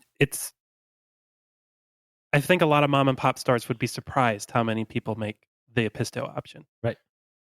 Yeah. And if you can be like, anybody who's a hobbyist has had that experience where you go in, and this happens all the time here. Like you go into a store and you're just like, well, I figure I better ask, do you have betta hendra? And you're so expecting that, oh no, sorry, you can't get those. But if you do have them, that That is my reaction favorite. is so extreme because nobody's expecting to be able to keep the fish that they want or the fish that they saw on Seriously Fish. That's not the way that the hobby usually operates. So, that itself just puts like our own stamp on things. Like, yeah, we'll get it. We want it and we can take care of it and we can tell you how to. And people want that reassurance. Yeah, the Betta Hendra story is actually, I want to harp on that Yeah, one that's a little one bit. of your stories. Because what happened was this guy came in and he asked if we had Betta Hendra because it's a pipe dream fish to him. And I sighed because I had a pair that I was working with and I said, yes, you can have them. Because it's that moment of like, for me, it was just another wild betta. But for him, it was the dream. And it's like, that's an easy decision to make. You know what I mean? Yeah. Yeah. You're the preaching to the choir here. Yeah. The fish that I was researching when I was first starting to get into things are fish that are commonly known to be unavailable. So I would have been pretty discouraged if I wouldn't have been able to find them at that time. And if I really wanted a Microtenopoma fasciolatum and all I could find is a 3-spot gourami, I would probably have been pretty disappointed. So it's nice to be able to provide that for people. For sure. So the answer to your question though is the whole idea of bread and butter is unnecessary to think that way. Boring. It's boring. Yeah. Frankly, it is. Yeah, Let bread and butter be done where bread and butter needs. You guys are making a feast. Yeah. Right. Yeah. So back to we love every fish. back to old man curmudgeon Rob's here. Okay. Going down there again. stocking is really where it starts off. Bread and butter, then they keep low quantities, and they believe that empty holes, and when people come in and ask for things, set the expectation, especially when they're the only store or only handful of stores in the area that carry certain things, and they know it. They keep prices high and margin free, because again, they're still working on that 40% stock rate. You guys have not only blown that apart, but you guys stated in your stocking that when you have an Episto, you're not afraid to get 6 different Epistos. It's not just getting the type of fish, it's getting a selection of that same variety of fish. You're carrying 6 different Cories. And again, that's blown out of the water. Then we go on to the business model. Being a destination store, I hear people argue with all the time. I've literally heard this, and this hurts my brain. I don't want the traffic. It's too much. People just want to come here. They don't want to buy anything. They're in my way, and they leave. I don't get that. Yeah. That just doesn't make any sense. One of the most memorable days I've ever had here was we had far too many groups in the store. This was pre-COVID, mind you. And I was balancing 4 groups of people in addition to the multiple groups everyone else in the store had on their hands. And it was genuinely fun because everyone was joking. Everyone was like, that type of energy is contagious, and it's like that positive feedback loop where if you're having fun, they're having fun, and then because they're having fun, you're having fun, and it just keeps feeding into itself. Yeah, our regulars might not buy something every time they're in the store. They might come by every week, and they might stay for an hour, like a long time, just looking at whatever's new. And if we're busy, they will be selling fish to our other customers because of how much they love them. So it's hard to want to squash people's excitement. It's a hobby. It's supposed to be fun. It's supposed to be fun. Have you ever considered putting in a snack bar? I have, actually. Or maybe a real bar. Yeah. There you go. Have a couple of beers. Before COVID, we did have a sitting area. Yeah. Actually, in some of these destination stores, to go even further than that, I see a lot of them having, koi ponds and other things. And just because they get so much traffic, they decided to put up a bubblegum dispenser with koi food. So Cute idea. if people are in your store, I will always argue that curmudgeon is wrong. And that's always opportunities to build a relationship. And, there's times where I've gone to Forest Lake Pets and I haven't bought a thing. I don't need it. There's nothing there that I needed.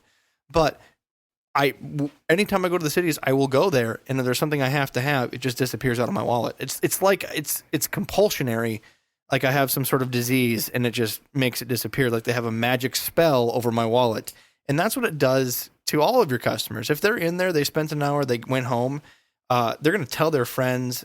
They're going to show their pictures on Facebook.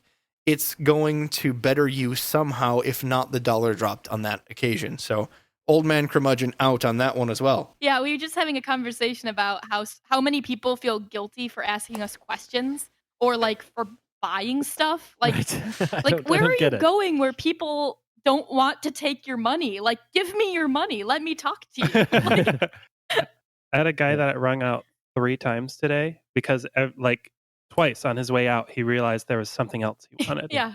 And he was like, I'm sorry to interrupt again. And I'm like, please interrupt. Keep spending money. Yep. What else does old man curmudgeon have to say? Old man curmudgeon. All right. Old man Robs, right? Definitely sees that your quarantine process is crazy. It is. He believes firmly that it's nonsense. And why make people wait when they could spend money now on something? And if it dies, so be it. I'm going to have that customer back buying it again. Clearly, that's been blown out of the water and should have been from the get-go. Anybody that's thinking about that process, you respect the return customer. You're doing the best for the customer. And above all else, you're doing the best for the fish. You guys shattering the word shrink and calling it what it is, there's no acceptable loss of life, and you do the best for every fish that you can. Honestly, I'm beside myself in a chair. That is the way you're supposed to think about it. I've just been in this, weird corner for way too long, apparently. They're living beings. They have their own equivalent of hopes and dreams, and I think we all need to respect that. gonna make me cry on that one. All right, so old man It's curmudgeon the- Rob's out on that yeah. one as well. So Betta goes off to It's college. where, like, what comes when, like, everyone who works here is a hobbyist or has the potential to be one. Like, there's a certain type of person who, like, will really latch onto this as almost a way of life. Yeah. Like, Yeah. just like caring about it and like advocating for better use of our wild ecosystems, and like all of that stuff works together so that we can build a better hobby, like one that's sustainable, one that doesn't just like bleed dead fish everywhere, one that doesn't just leave, like, I think the average lifespan of an aquarium hobbyist is like 6 months. What is that? Something ridiculous. Yeah, it's like something that. ridiculously low, where like an established tank should be set up for years, but so many people just fail and give up. And how can an aquarium store survive if all of its customers fail and give up? It's not infinite. We get into this hobby because we want to keep fish alive. And I think a lot of stores set up their customers for failure by not giving them the resources they need to do that, because you're not going to have a return customer if they cannot keep that organism alive. You get into fish because you like them. You don't enjoy killing them. You never, like, that's something that you should never get over. Yeah, Well put. I've never gotten over it. So back to old man curmudgeon, right? He also has a firm belief on the design of your store specifically. Not just that it's a destination store, because clearly if I have a lot of different selection and they're all healthy, that's a destination store of and of itself. But you guys decide to take it the extra mile and decide to scape all of these as though I was trying to make a masterpiece in my own home. Number one, having scapes make it hard in their mind to sell individual plants, individual accessories, and of course, trying to scoop fish out of a scape. It's going to take me time. I'm going to have to fight around plants. I'm just having bare bottoms and screw you. All right, that's a huge fundamental.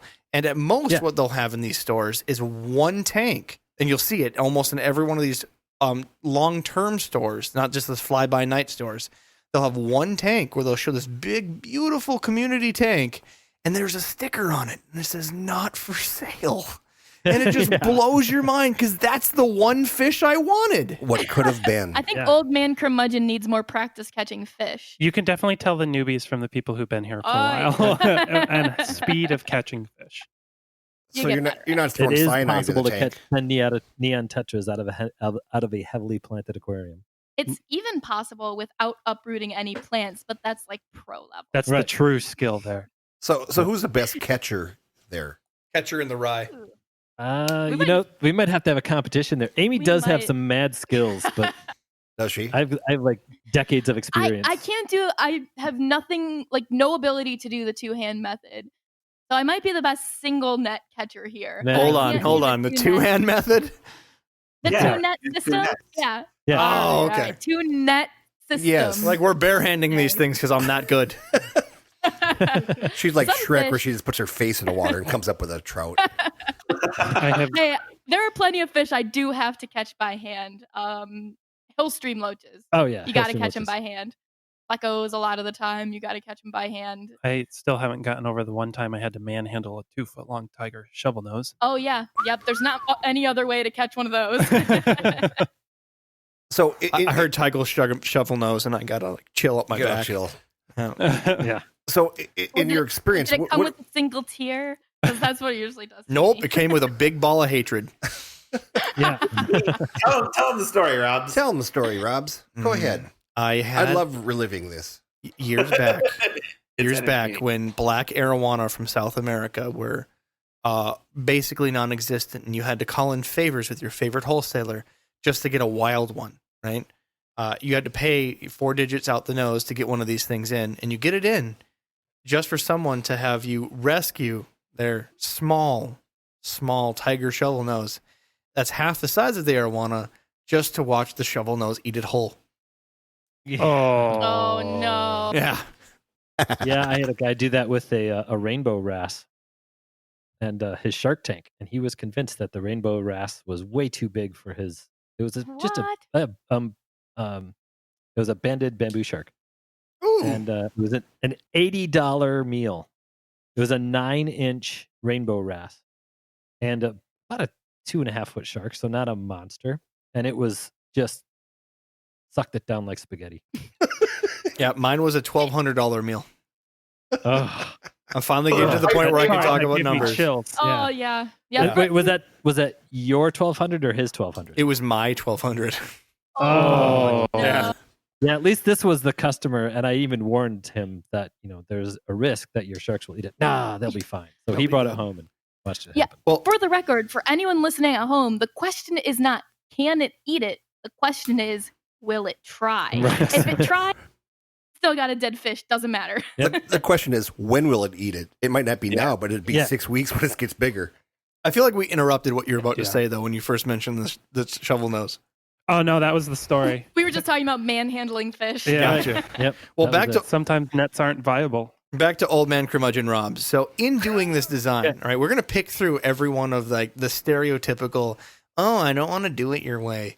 So we went over that catching fish, get better, all right? Stop sucking. Number one.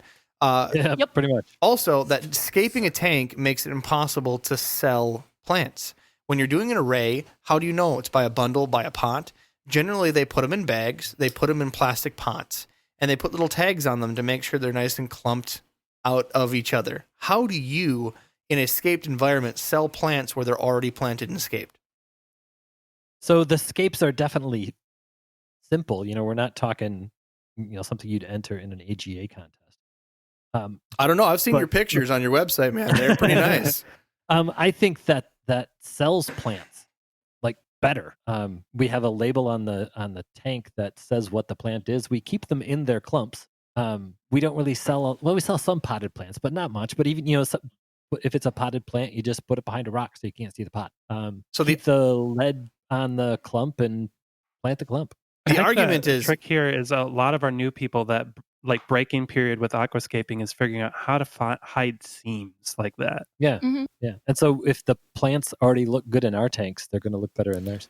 Yeah, I think part of the difference is too that if somebody's in our store shopping, we're not going to put a staff member on top of people like hounding them the entire time, but there's always going to be someone around. And so if people don't know what things are or whatever, we say, "Hey, these are the tanks. Everything in this tank is for sale.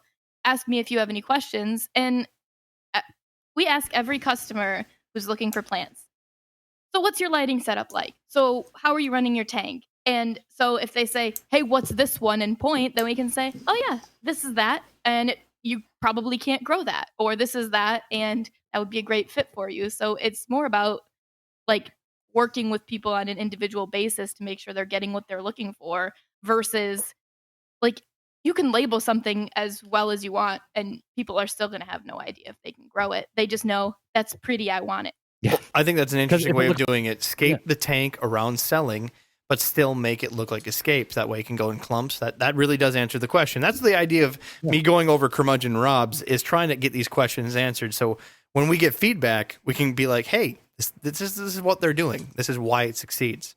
So the last part of doing that is, of course, maintenance. Old Man Curmudgeon Robs believes that all he has to do is a water change. And heck, he doesn't have to do that as long as the filtration's working right. He can just drain it out the back of the filtration system and not have to ever put his hand in the tank unless he's scooping it out for money. So if you have a planted system in his mind, not planted system, scaped in any form, you're now making more work for Robs. I would never be able to get around somebody who just drains the back of a system for their water changes. That, yes, the way we do it is going to be more work, but to vacuum a little bit while you're doing a water change, vacuum around escape. You don't have to vacuum around the plants. The plants love the nutrients that the fish poop has. So you vacuum a little bit and it's plenty. Yeah. And I mean, it's also the time of here functionally, it's the time of the people that are specialized in working in those things. And it's good because like I'm not the best planted aquarium person, at least when it comes to biology and plants, but people like Ben and Sally and Amy, they're much more qualified to deal with that. So it allows your employees to specialize in the things that interest them the most. We have one person who her entire job is selling, making corals look pretty, and taking care of them. And she likes corals, so she fits in just great there. And we have the same person for plants. And actually, we have a person who is specialized and dedicated towards water changes and maintenance. That is her job, is to do the water changes. It's not a 15-year-old kid that's doing 10 hours on the weekend. It's, somebody who is Wait. experienced with that specific thing. You have a maintenance department? We have a maintenance. Well, I guess we could say that. There you go. You have a maintenance individual. department. Yeah. We have a maintenance Mara. Yes, we do. And she's tremendous, and we couldn't live without her. You have a quarantine But that department, a maintenance department. You also have a podcast department. We have a plant propagation department. We have a coral propagation department. And it's individuals who are passionate about those individual sections of the store. Yeah, Wonderful. A person who's passionate about making something work is invaluable to anything. And then the tanks always look amazing, which nothing sells plants. We sell a ton of plants. It's ridiculous how many plants we sell. And nothing sells plants better than amazing looking plants. Nothing sells fish better than fish that look great in an aquarium. And they look best in an aquastaped aquarium. Yeah, planted tanks make fish look better. Well, let's go to the last point, that old man curmudgeon Robs, because he's frankly getting angry in the corner, wondering why in the world he hasn't been doing this the entire time.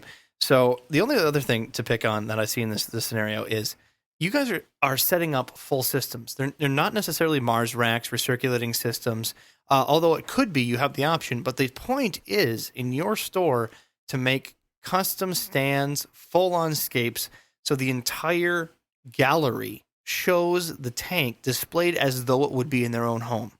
So old man Robs sits there and looks at that and going, I didn't go to art gallery school. I went to retail business school. And retail business school taught me that my square foot should make me money per square foot. And I need to cram as much shit into those spaces as possible to make my money. So if I'm wasting all this space by putting spacing, single stands with displays, that I am not getting my biggest bang for my buck, and it's a waste of space and I should be making more. Besides the point that me doing these displays, I don't make money off of selling them. There's no way that someone's going to come in, pay me for the entire setup, and I'm going to make money and have people haul that out, escape it when they get there correctly, and put the fish in. And I just want to have my hands out of the business because, again, it's just too much work. Then he should keep selling shit. Yeah. There we go. And we have reached the end of Curmudgeon Robs. Yeah, go sell batteries, or go sell car parts, or go sell, go run a grocery store. If you don't like what you're selling, if you don't believe in what you're doing, this isn't a business. I don't know any store owners that are wealthy. I know some that do just fine, but not wealthy. If your goal is to go out there and have a business model that's going to make you darn rich, I don't think this is the way to do it. But if you're going to try and make something better and make a decent living at it, then find a way to do it right. Good advice. It took me, 6 elements of Curmudgeon Robs to get that line out of him. I'm proud of myself. Yeah, I wanted to reach over. And strangle you. Those are every point that I made tonight. Every point that a real curmudgeon has talked to me about and tried to preach to me, and why these destination stores do it wrong. And it's a waste of time. We get cynicism. Like, it can be, right now we've got piranhas in the store. That can be discouraging because it's 10 no's to 1 yes, right? Right. And you get the thought that, like, nobody's ever going to want to do this right, or I cannot get through to people. And then, I had a kid today who was saving up for a fluval Evo so he could figure out how to do saltwater because he loves the tank he has now. And I'm like, maybe the piranha guys don't get to me so much. Yeah. I'm sorry, that hit my funny bone. Well, guys, I got to say thanks for coming on. Thanks for being a punching bag for Curmudgeon Robs.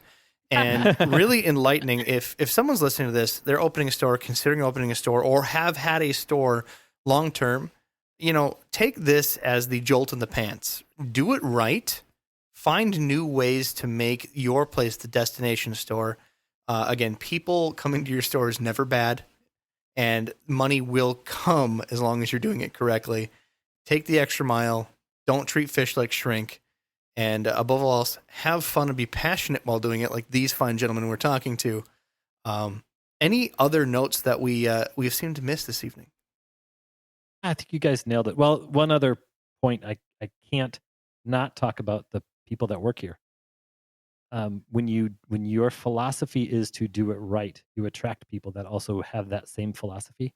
And when everybody does it right, it's better. When Curmudgeon Rob is going to have a curmudgeon-like attitude, he's going to attract people that are curmudgeons. Yeah. So keep doing it right and surround yourself with people that do it right, that want to do it right. Staff members who keep us accountable by asking questions based on things that we taught them. Isn't it nice to be called out on something that you taught somebody? I love it. I absolutely love it. Yeah. Yep. For real. Yeah. We're not afraid of the curmudgeon or the call out. We gotta have conversations like this to keep doing it the way we're doing it. Wonderful. Well, guys, there we go. I can't thank you enough for coming on. If you guys want to keep following these guys, they have a fantastic podcast. I think you guys are in your 20-ish episodes on your watercolors. 25 coming up. 25 coming up. For the Water Colors podcast. Again, go to watercolorsaquariumgallery.com. You'll find their podcast. Subscribe to that. It's a wonderful podcast. I've been listening and doing homework for this podcast for sure. And, don't forget to give them a call. Order those anableps if you live in the Grand Rapids, Michigan area. I feel like I'm missing something about anableps. What's wrong with anableps? Nothing. No one can find them. They're like my favorite fish species that no one has never seen. And we get a lot of grief for it. You've got to come get them then. That might be worth a 15-hour drive, honestly. All right. We'll keep an eye open. Wonderful. So again, watercolorsaquariumgallery.com. Subscribe to that. Keep up with Amy, Ben, and Charles. Thanks again, guys. And if you like what you heard on the podcast and you want to support us, go to our website, aquariumguyspodcast.com. At the bottom of the website, you'll find our information. Support our sponsors, bar none. Get some merch. Otherwise, you can throw us a couple bucks to keep the lights on. We appreciate that. But always share the information. That way, Jimmy can finally be embarrassed of his jokes he makes on the podcast. My jokes are the best jokes. What's that, Adam? Hey, thanks a lot for having us on tonight, guys. This has been a lot of fun. Yeah, it's fun. Well, again, we our love pleasure. Talking about ourselves. We might have to do it again. I feel like we need to go more in depth and have a quarantine episode. We're gonna get beaten up about this now.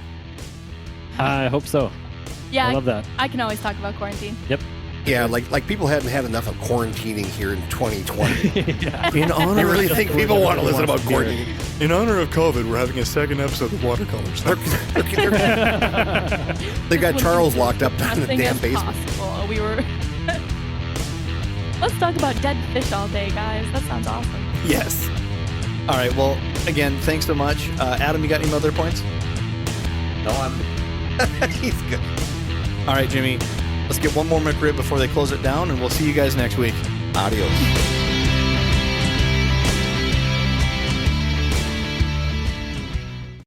Thanks, guys, for listening to the podcast. Please go to your favorite place where podcasts are found, whether it be Spotify, iTunes, Stitcher, wherever they can be found. Like, subscribe, and make sure you get push notifications directly to your phone so you don't miss great content like this. I never knew that a Minnesota accent could be so sexy until I heard Adam's voice. Go fuck yourself, don't you know? That's my boy, don't you know?